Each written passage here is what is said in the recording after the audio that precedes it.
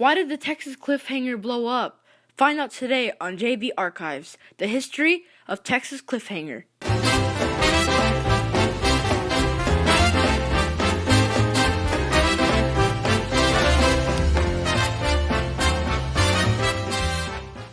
To start off, Texas cliffhanger was an intimate original drop ride. Before the drop rides you know and love, there was this one. It would fit 4 riders and take you up 100 feet in the air. Then, the ride will push forward a few feet, then drop, and you'll be laying down on your back when the ride ends. The short 30-second ride was extremely fun for thrill seekers in the past. The only problem was capacity.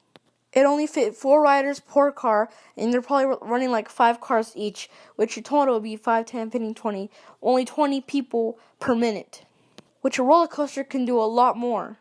And now comes the tricky history. It was one of the first original drop rides like that, and the original name for the ride was called Texas Cliffhanger, as most people know.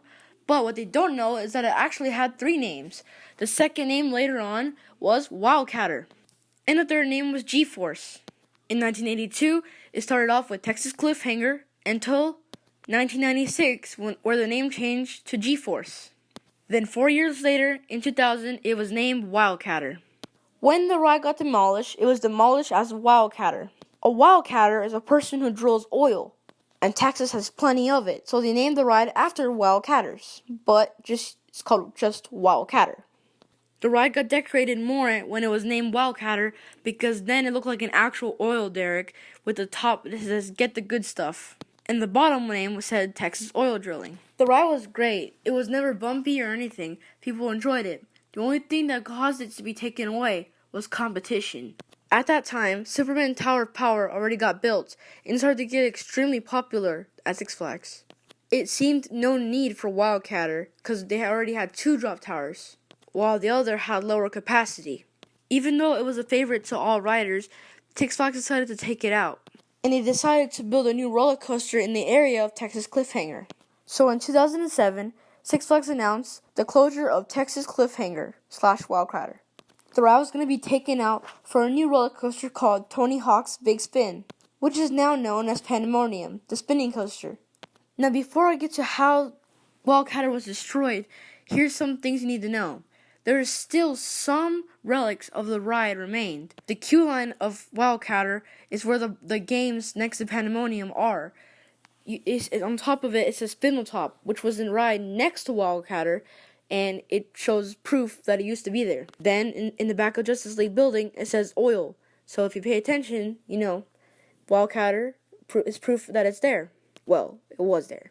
Anyways, so Six Flags wanted to be unique. And so instead of dismantling the ride, they thought of a fun way to destroy the ride.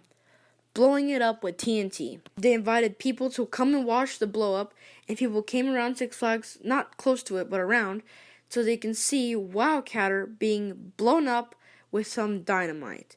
The ride got blown up, it fell, it crashed, and it was just, that's it. Yeah, it got broken.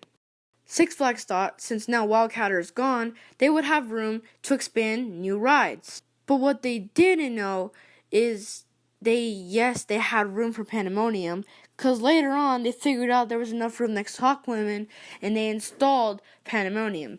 But there's still room to add Wildcatter, which, if you ask me, was a giant mistake that Six Flags should have never done, because it's one of the unique rides that they ever have in the United States. So this amazing ride is no longer at Six Flags Over Texas. It's now just a piece of scrap. But there's one place where Wildcatter still remains. A place where all broken rides or taken away rides will be. Rides that are defunct and now gone forever still remain in one last place. The JB Archives.